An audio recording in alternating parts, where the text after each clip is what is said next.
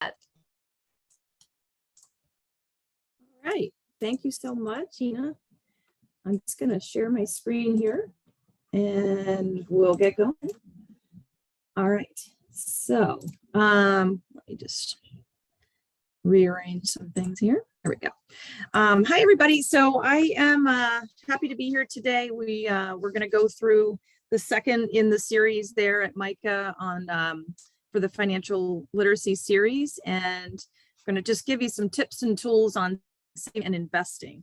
One thing we'll do first, just for a slide or two, is to do a quick refresher on budgeting, and basically just a couple things as a reminder, because it really kind of slides into the ability to do any kind of saving for yourself or investing for yourself. So budgeting basics. Basically, the first bar is really just to say that the money that you bring in needs to be greater than the money that goes out in order to, get a good budget started, because you definitely want to have more money coming in than you do going out in your spending. Spending meaning like with your bills and your, fun things and savings. So that's one thing. The second thing is that by doing that, you're able to hopefully, you kind of set goals, and then you can meet short-term or long-term goals. So meeting goals is the second item. And then the third item is really just to kind of start small. When you're budgeting, you want to just think of it like small bits at a time. It doesn't have to be bigger than it is. There's a lot of simple ways to budget and set goals. So we will, what I'm going to do is actually show you some of the best right here, some of the best free budgeting apps that are out there. I've sourced all the slides here, and I think these are going to be made available to you as well. So basically, these are some of the best ones. I looked up the best budgeting apps for college students, and this came up. And NerdWallet is actually a good trusty resource for me on the student. I work in student loans for private loans, but we often kind of rely on NerdWallet's recommendations too.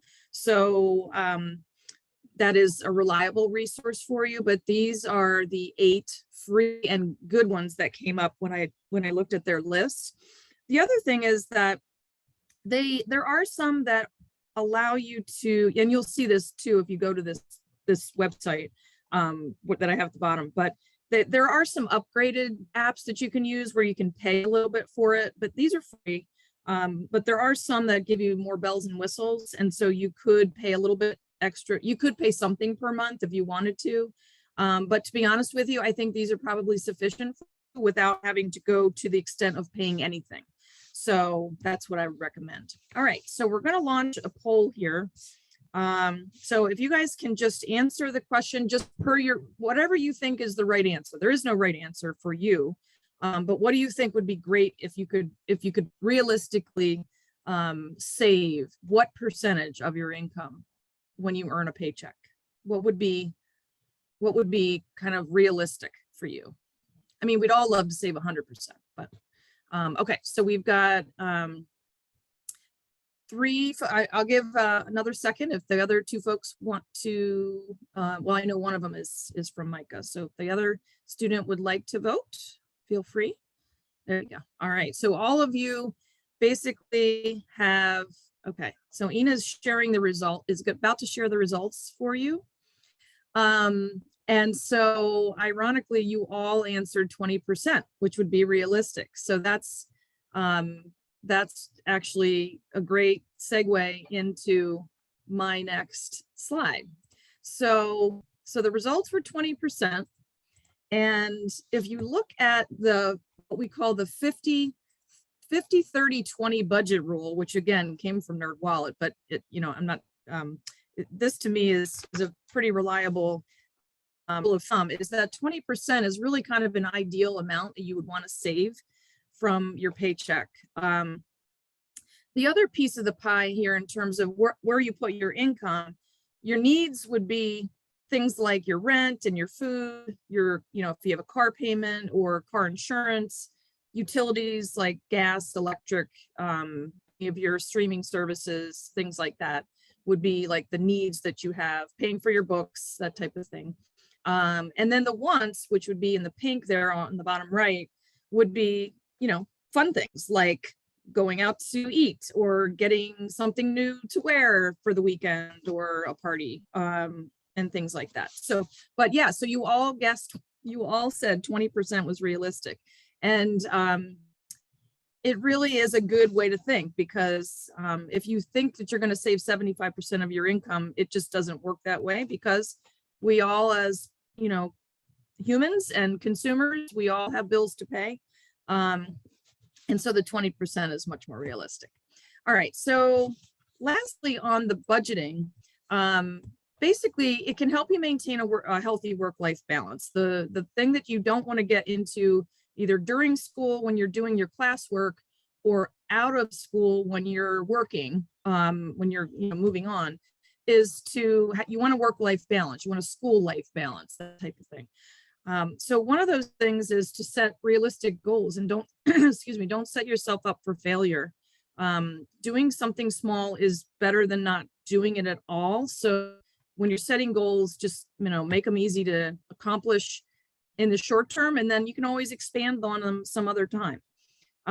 Understanding your habits. So are you the type of person who, listen, if I don't get my Starbucks fix every now and then, it's gonna make me very unhappy? Or are you the type of person who says, I need to go out with my friends on Friday, every Friday night we have to go out, or every Tuesday night we go out for, a deal on, nachos or whatever we do. If those are part of your habits, then, don't basically peel everything away from yourself when you're building a budget and trying to figure out how you're going to fit things in from the money that you have. Make sure you still find some happiness in that. Okay. Also, if you do happen to have a car on, at campus, or to get you to campus, or you have it on campus in some way, and that it's realistically, you have to do some sort of repairs every year on this thing, just kind of, you might want to build that into your budget as well, because it's no fun when it's like unexpectedly, something that you have to fix from time to time. So if you build it into your budget a little bit, then you'll be able to handle it when it comes. Also, don't worry about perfection, because as long as you're trying to build some kind of budget, you're better off than not having anything at all. And again, use those free budget apps that I mentioned a couple slides ago, because they're easy to use. And it doesn't matter what age you are. You could be 18 right now, you could be 24, you could be 55, 70, whatever it is. Like, people all need to kind of work within a budget, so we all have it on our scales, and we definitely need to be doing it. Also, regarding your goals, you definitely want to take a look at those regularly and reassess them. Things are going to change all the time. Right now, you might be a sophomore in school. When you get to be a senior, or when if you're a graduate student and you're about to graduate soon, you're at a different point in your life than the other person who's on this call. So things are changing all the time. Reassess your goals regularly, and just make a new plan, and start fresh on your budgeting, or tweak your budgeting app as you're building it. And lastly, your budget is going to help you to save and invest, which is really the purpose of this conversation today. So even a little at a time is going to help you, and just being aware of your own situation and what you can do will get you where you want to be. Don't worry about what your roommate's doing, or your friends, or your relative. Just work within whatever your confines are, in terms of money coming in and money going out. All right, so I'm going to move into saving and investing, and we'll just talk about the basics here. This is just very simple. Now's a great time to start. Doesn't matter, where we are, you or me, in terms of saving and investing. Things happen, certainly with COVID, a lot has happened to, maybe even one of you had a parent who lost a job or got a different job and has different salary now, and lots of things come and go in our lives. maybe you didn't end up working in the summer. So, we all have changes that are going on. So regardless of that, just know that anytime is a great time to start. In terms of savings, what is it? So it's basically income that you have that is not spent on something else. So you all said, or the four of you who voted said that 20% is realistic in terms of what you think you might be able to save from your income. So that is income not spent. Whereas investing is basically, it's savings, but it's actually savings that you could grow a little faster by earning maybe a little bit more money on it.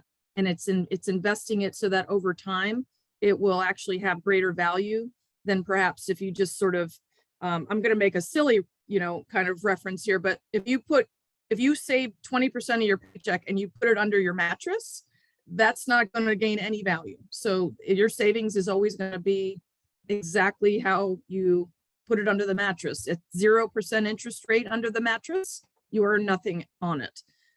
Whereas if you're making at least some percentage on your money, at least then you're investing it a little bit. And the more that you have, more that you're earning, obviously, the more you're going to have in an amount of time, basically over the years. We do have a blog on College Av's website. If you want to go under collegeavstudentloans.com, and then under resources, you can find our blog. And there's a bunch of articles in there about any of these types of topics, all sorts of topics. So feel free to use that as a extra read after today. Okay, so don't think of savings as a bill. It's I think sometimes it's, like if you think to yourself, okay, if I have the 20% from this paycheck and I want to put it away, don't think of it as a bill. Think of it as, hey, it's my money. I'm just putting it somewhere else. I'm not giving it up right now. I'm going to put it somewhere and somewhere where I can't see it. Maybe a second account that you have that's like a savings account. I basically have grabbed this from online, but this is pretty typical. Most Americans just don't really save a lot of money. They don't have the ability to save. I think the ability to save is really, sometimes even myself over time, you think to yourself, okay, well, geez, I got to pay all these bills, all the things that I have that are the needs, the things I have to do. I have so little left, and you want to have a little disposable income at the end of that to go do the fun things. So what's it going to matter if I save $5 or $10 at a time? And I think that is normal to think that way. But the truth is, and we'll see it in here today, that you could actually earn some money over time, even if it's just the smallest amounts. So even though a lot of Americans are struggling with income and being able to keep the lights on, even just the smallest amount can help you get into at least one of the more, red bars that are more on the top of this chart as opposed to more on the bottom. Or I'm sorry, basically the more that you have on the bottom here is better off. We don't want you to be in the top bar where it's like 45% of Americans are not saving anything at all. So we want you to be anything below that top bar, excuse me. Okay, so I've already said, even starting with $5 or $10 a week or a month will help. Preparing for emergencies is also not something that you think of as fun either, but like if you have a flat tire, that's not something that none of us want to spend money on fixing a flat tire. But on the other hand, it's something that's a necessity unless you have plan B to figure out how you're going to get from point A to point B. So that's one of those things where it can get you. And so saving even just a little bit of money to prepare for emergencies might help. Maybe it's even just like a medical expense if you had to go to urgent care, or if you had to go to, if you needed to take a trip home, if you don't live in the Baltimore area or in a drivable distance where it's easier to get a ride or something like that to get you home to family or wherever you were living prior to coming to campus. If you needed to fly somewhere, it's that sort of thing that can sneak up on you, or if you have to go a longer distance in a car, especially today with gas being so expensive. So preparing for emergencies helps. And then certainly a rainy day fund. So trying to have like, I mean, I know this sounds like a lot right now, but if you try to, the point of saving really is honestly, you want to be able to prepare for emergencies. You want to be able to also do something fun. Like a rainy day fund would help you do something fun, like maybe a vacation or spring break, or that's something doesn't have to be a something that's not fun. So you can think of it that way. But also the rule of thumb for sort of post college, after you're finished college, is to have at least 3 to 6 months of savings prepared and ready for you in case of any kind of emergencies or rainy day things. So anything would be better than nothing, but it's 3 to 6 months is really like a rule of thumb after you're kind of out there, after you graduate from MICA and you're out there working. That would be ideal. That way, if you were to have like reduced income one month, then the prior month, then you're prepared for it and you're able to still pay your bills and be able to, kind of get through that month that might be maybe not as lucrative for you. And also planning for reduced hours, even while you're in college. Like if you work a side job and you have reduced hours, sometimes that can hurt, because like if you work, let's say you're working 10 hours a week at a restaurant nearby or something like that, or 15 hours, and then all of a sudden the restaurant didn't give you any hours next week. That when payday comes for the rest, for you getting your tips or getting whatever they pay you towards working there, that's going to hurt. So it's just kind of preparing for any of those types of emergencies or rainy day items. They all kind of squish together, to be honest. All right, so in terms of saving strategies, so here's some things to think about. One would be certainly short-term stuff. So that's really going to be things like this week or this month. What are you expecting to come up? We're at the tail end of the school year. Do you have kind of in your mind that you wanted to go somewhere in June in May to kick off the summer? Did you have it in mind that you need to fly somewhere or drive somewhere that's more short term? Or is it just as simple as, I would really love to go out this Friday with my friends, something very short term. So that would be like basically right in front of you, versus long term which would be things like this year or next year, or maybe after I graduate, things like that. So saving strategies can be different depending upon what you want to do in the short term and the long term. It's easier to deal with the short term ones, I suppose, but in some cases it's not, if they turn out to be things that aren't fun to pay for, like I said, the flat tire. So short term, long term, keep that in mind whenever you're building your budget and whenever you're building your saving strategies. Planning ahead would be things like, it's easier to save $10 at a time or $5 at a time instead of having to come up with $300 all at once for something. Maybe you buy holiday gifts in December. Maybe you have a sibling who's getting married next year and you want to be able to buy them something, a nice gift for their wedding. Maybe, just all sorts of things. You can come up with a huge list based on your own, things that you want to do. And it's much easier to save small snippets for that instead of trying to come up with a load of, $100 here or 200 or 300 all at one time. So planning ahead, starting small is the way to go. This is a calculator. This is actually something I would recommend trying. This is on a website. It's investor.gov. So it's also a reliable website that you can use. It's a government's website. But I played around with their calculator. I have a couple calculators that are worth looking at. They're very easy to use. So if I plugged in that I wanted to save $500 in a year.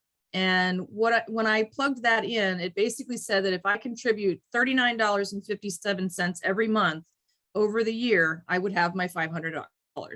So if that's what it takes to kind of get you in that mode of thinking, it's kind of like using those budgeting apps that I mentioned earlier, using a simple calculator like this will help you to say, all right, well, how much am I going to put in? Because that's what I want to target. I want to have enough money. I want to do spring break next year. You didn't get to go this year. I definitely want to travel somewhere. You can back into it this way with these calculators.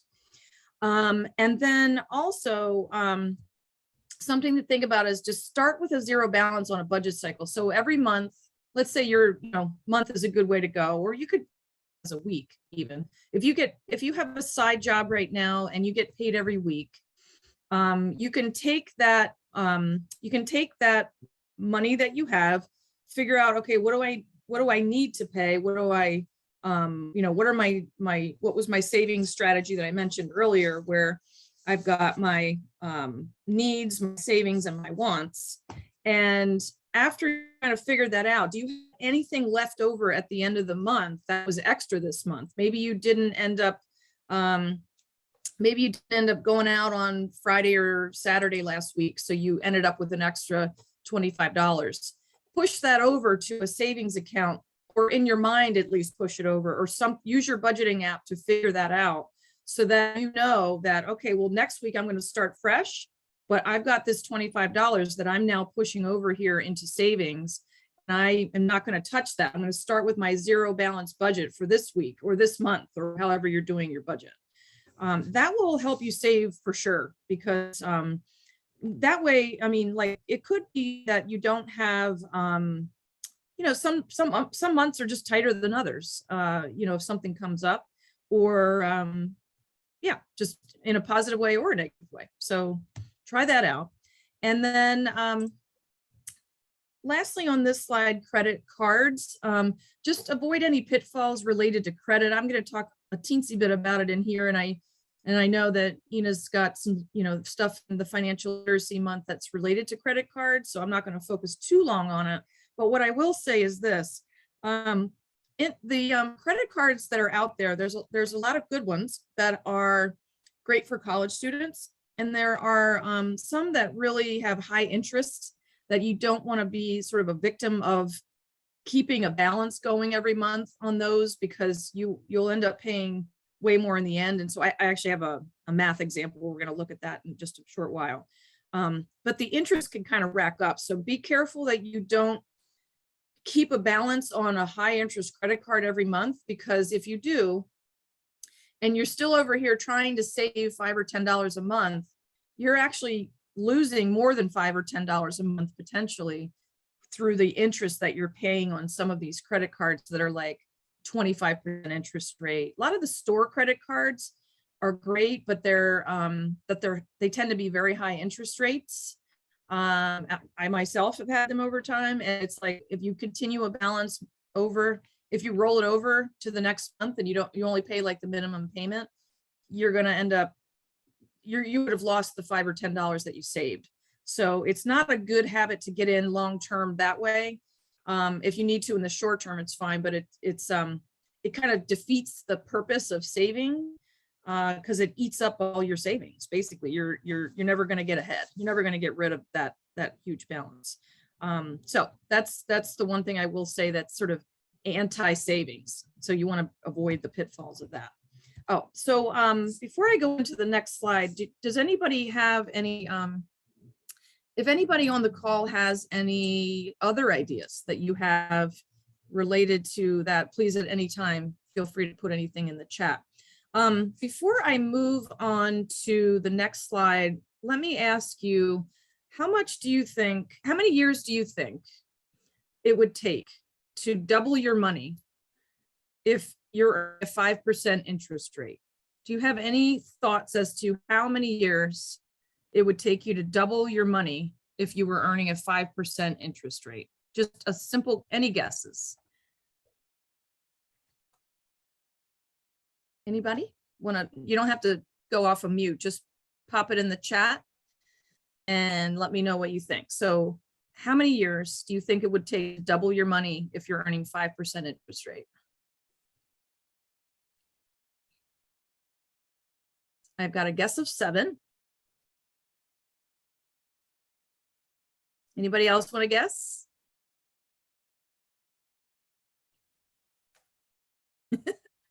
Everyone's shy on this one? Okay. Thank you, April.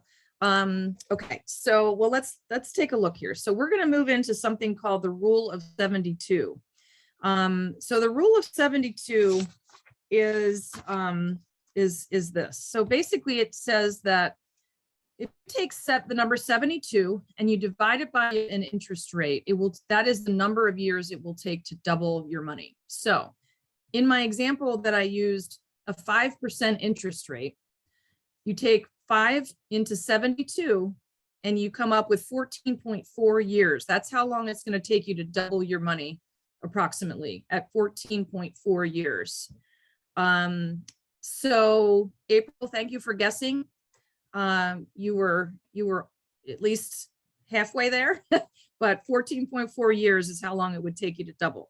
So let's also look at an example here of the hazards of not knowing the Rule of 72. And those are, so, and this is actually on the website, you see at the bottom if you want to take a look at it. Or you can just Google Rule of 72. It's a very common thing related to saving and investing. So you can Google it at any time and be able to check it out.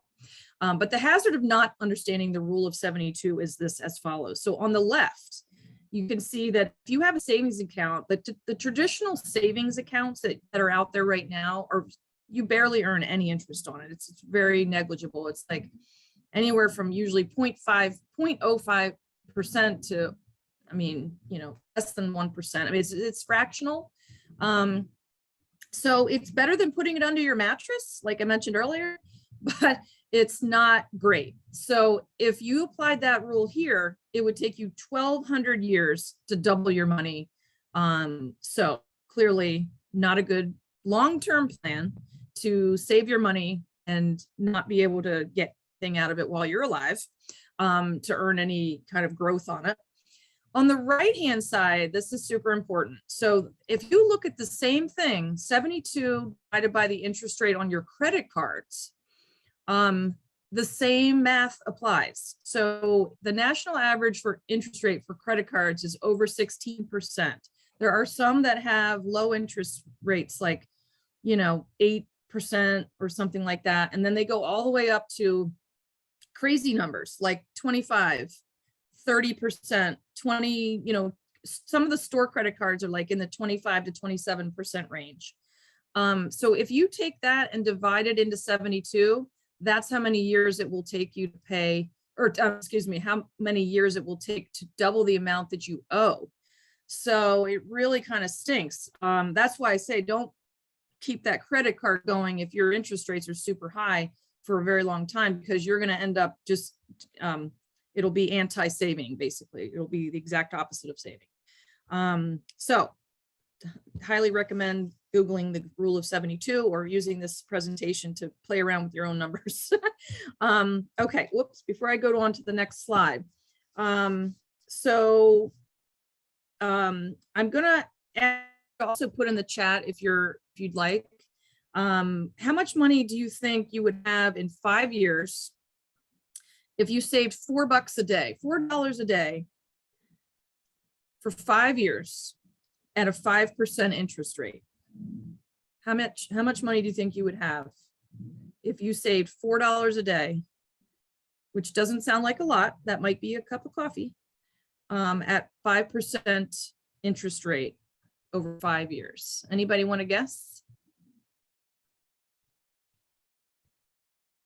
April, don't fail me now.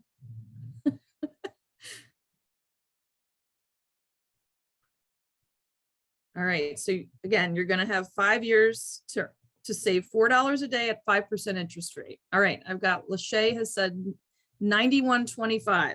All right, so let's see how Lachey and Alyssa have come out, around 7,000. All right, so let's see what we've got here. So this brings us to the conversation about compound interest. So compound interest basically is well, again, there's another calculator you can use. Compound interest calculator, super easy to use. It is on, whoop, there we go. It is on investor.gov as well. And what you do is you just put in, like, if you want to put in an initial investment of, you know, $50 or $100 or whatever you want to put in there. And the red asterisk are the required fields. So you put in, I want to save for 5 years at a 5% interest rate. And here's what I come up with. Okay, so here's how that looks. If I have my $4 a day is my maybe cup of tea or coffee at Starbucks. And that is actually $14.60 a year that you spent. If you spent it every day instead of saving it, that's how much you would spend, $14.60. Whereas if you invested it at 5%, that $14.60, you would have over 5 years, you'd have $1,863.37. So Alyssa actually had, let's see, 1863. No, Alyssa and Lachey. Okay. So we've got guesses of 7,000, 9,000. So over 5 years, you'd only have 1,800. But if you look over 30 years, because I plugged in different amounts of years, you would actually have $6,310.04. So use the calculator for fun. Try it out. And this is basically, I'll show you the next, there we go. In 30 years, you'd have $6,300. That's just from $4 a day at 5% interest rate. So if you can find a place to put your money at a higher rate, like 5% versus 0.06 on that prior slide, you can easily start saving. It doesn't matter how old we are, like we can all do it. So we'll try it. We'll all try it out. I'm a lot older than you guys, so I have less time than you. You guys have more time to deal with this, but you guys keep it rolling, and hopefully you'll end up with thousands extra than you expected over time. All right, so during college, here are some things that you can do during school to try to, save, invest, do a little bit better in terms of savings. First of all, prepare yourselves for salary expectations that you're going to have after you graduate from MICA.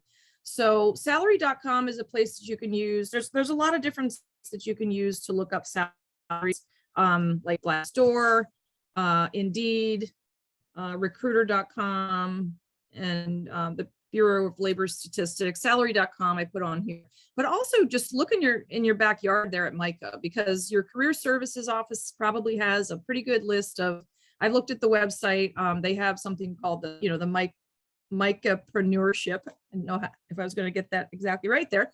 Things that MICA is doing for you already is the best place to start, because they have the knowledge of what you can do when you're finished with school and how to prepare for that financially, like in terms of, okay, what are my salary expectations dollar wise? And then you can kind of into that, knowing what the types of things that you're looking to do with your career, where's that going to get me, how much are my salary expectations. So MICA in your backyard is really honestly the best place to start in terms of understanding your salary expectations. When it comes to borrowing, I mean, the investing in yourself is not a bad thing. This is, I worked in financial aid a number of years myself, just like Ina and Christine. And basically, I've talked to students for my whole career, basically. Borrowing is not a bad investment. You just have to be careful not to over borrow, so that in the end, you don't have enough to pay that back, and then work on that pie chart we looked at in the beginning, where you're having to pay too much out. Then you don't have any kind of disposable income to either have your savings or your wants, basically. So just be careful that you're doing that wisely and not taking more out than you need. Roommates and pulling resources from roommates and other people. So just any kind of streaming services or any of these things that I'm sure you're using, some or all of these items I've just put up here. These are all good, pulling some sort of resources to pay for, if you have 3 roommates or 2 roommates, divvy it up so that you guys are not all paying too much, basically. Another thing that you can do certainly is buy in bulk at Costco, BJ's, but also buying stuff at like dollar stores, if even just things like napkins and cleaning supplies and plastic tubs or plastic containers with lids for your leftovers and stuff like that. I mean, dollar stores are fun and cheap. So you can, use these types of things to save some money during college and put it into other places like your pocket. Side gigs. So side gigs are everywhere. You could be doing a side gig by working at a restaurant down the road, or Starbucks or Dunkin' Donuts or whatever. But you can also do them right from your laptop. So some of them in here, like Poshmark, ThredUp, and Tradesy, are places where you can sell used clothes. You can also buy used clothes, or some new with tags. If you needed to buy something, you can buy them cheaply on there. I've been selling on Poshmark and Tradesy for years, to be honest, and I have. It's just a great way to rotate stuff out of your closet, and I definitely make back a lot of my money that I've spent, which is great because my husband knows how much stuff is in my closet. The other sites that I have here are like cashback. Some of them are cashback types of sites like Rakuten or Ibotta or Pace, Payce. Those are sites where you can basically get cashback rewards to spend on yourself in other ways, like Starbucks, Bed Bath and Beyond. There's tons of merchants who are on those sites. And then Whistleout is a site that will allow you to do cell phone comparisons and internet comparisons. So that's another, I put it in the side gig category. It's not really a side gig per se, where you're not selling things, but it is a way for you to compare prices and save some money that way as well. Okay, so moving on to, if you have any other ideas, and please put them in the chat for your friends who are on this call. There's other students on this call from Micah, and maybe they could benefit from other things that you've thought of that are right in your backyard that I might not know about. Okay. And then other good choices that you can make could be things like My Data Manager. That is basically a way for you to just sort of watch how much you're using in terms of your data. There's good bank accounts out there for college students. You can Google that. You can simply Google that if you want to. There are places that you can go to get certainly no fees or low fees, but I would probably going to be able to find no fees for college students, because they do offer college students those types of deals, especially for things like withdrawals from an ATM or any kind of withdrawal. Like you want to have no fees for those types of things, because those banks are out there and they'll let you do that. Maybe even cash back for certain things if they have a credit card. You could check your local bank near home, or you could something near school. You can certainly ask your parents, check with your parents' bank, that type of thing on good bank accounts. But again, you can just simply Google, good bank accounts for college students, and you're likely to find some advice there. Okay, and then credit versus debit card. So I just briefly on this, again, this session is not really all about credit or anything, but it is important to understand the difference between debit and credit. So if I bank at Chase, which I do, I have a debit card, and my debit card can also be used as credit, which is fine. If you're using it as debit, or you simply have just a debit card, it's not actually a Visa or a MasterCard, like a credit card as well. Just be careful if you're using something as debit, it's pulling it directly from your account. If you have a debit card, it doesn't charge you interest on it because it's pulling it directly from your credit card, or from your checking account or your savings account.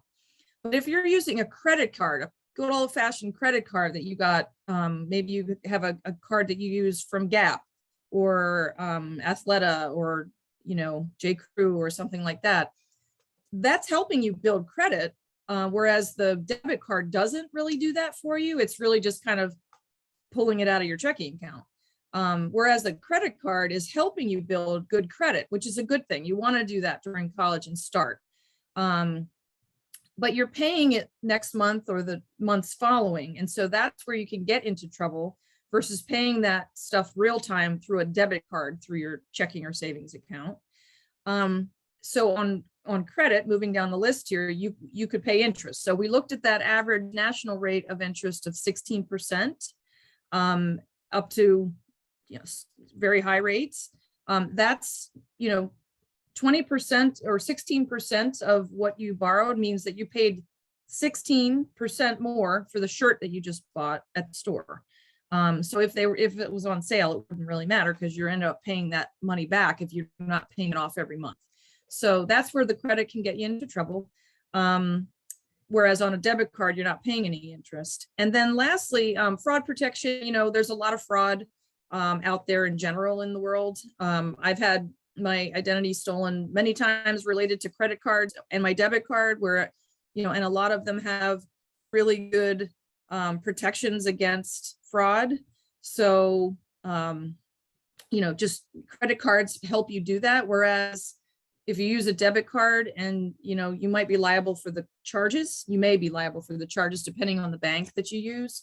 So these are the things that you should explore because those will help you in terms of not only saving and investing, but just, being careful with your money in general.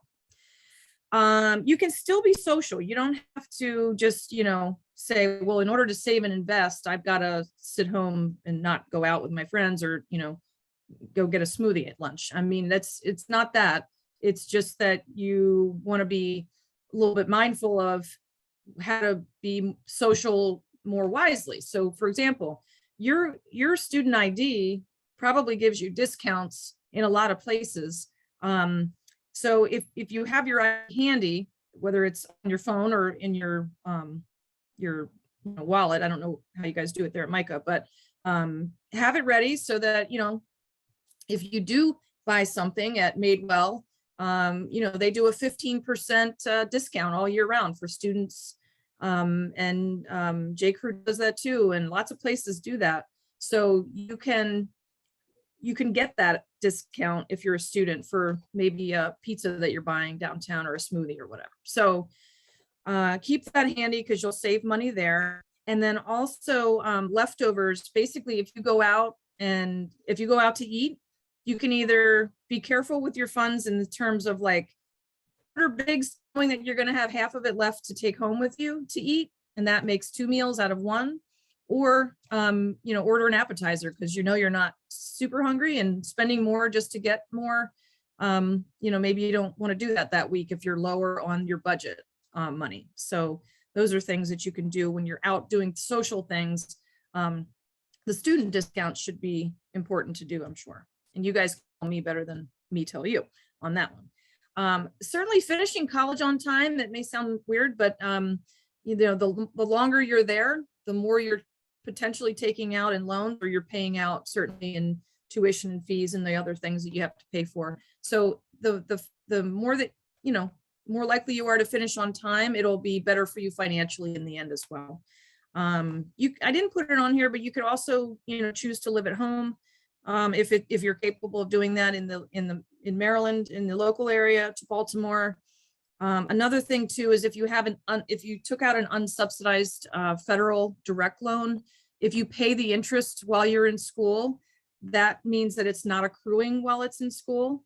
So again, on the unsubsidized loans, if the interest is normally accruing on that while you're in school. So if you choose to pay that while you're at school, it will be less than you'll have to pay in the end. So I didn't put them on the slide, but that's another thing you could do as well. And then lastly, we have kind of like a vision board. This is really just something that also came from investor.gov, but this is a way for you to put something in front of you. It doesn't have to be a physical board, but like this is a bulletin board you put in front of you, but something that, maybe it's just stuff on your fridge or something in your phone that you always go to remind you of your plans. Put your in front of you, something that will inspire you. Put a picture of the car you're hoping to buy at some point, or put a picture of something maybe a piece of art you're looking to buy that, somebody has, created that you would like to invest in at some point. Whatever the case is, just something that will spark you, basically. And then think about the cost of living after college too. If you're really thinking about living like in,